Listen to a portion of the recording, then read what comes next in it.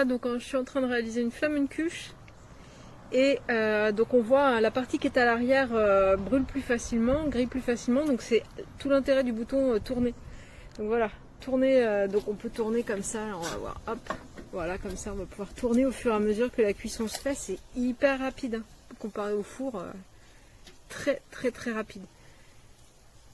Alors on va voir ce que ça donne, est-ce que c'est adapté pour autre chose que la pizza. Parce que finalement c'est vrai qu'entre le lardon et le jambon, c'est pas tout à fait le même temps de cuisson.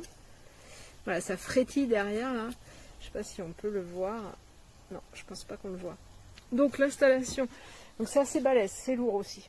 Et l'installation, alors il a fallu racheter ça, il a fallu acheter ça, on en a eu pour plus de 100 € pour la mise en route. Mais c'est assez simple en fait. On actionne ici pour libérer le gaz, ça prend feu et à l'intérieur sur le fond, donc la flamme est tout au fond et ça revient comme ça vers l'avant et devant là c'est de la céramique. Peut-être que je pense à tourner, non c'est bon là pour le moment ça va. On va tourner un petit peu comme ça quand même. Voilà. Là on voit, c'est pas mal, hein. C'est pas mal, ça grille bien sur le haut. Alors, je pense qu'il vaut mieux la garder un petit peu plus en avant. Moi, comme elle n'était pas bien grande, je l'ai mise bien au fond et je regrette peut-être un peu de l'avoir mise au fond. En tout cas, la pâte épaissit bien.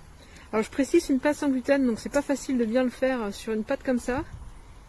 Donc, on va voir si ça fonctionne. Si ça fonctionne comme ça doit être merveilleux sur une vraie pizza, hein.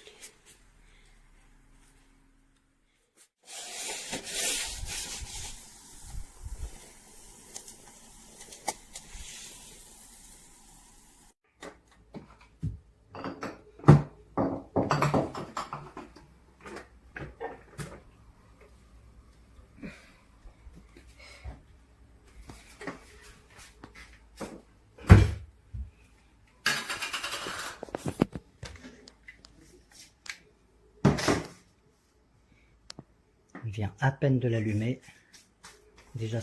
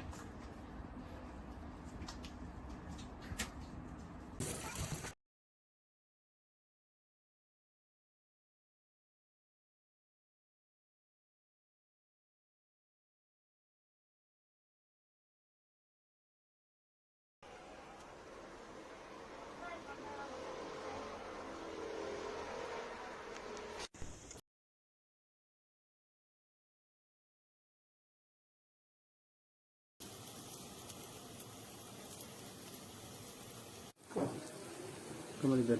Oui. Incroyable.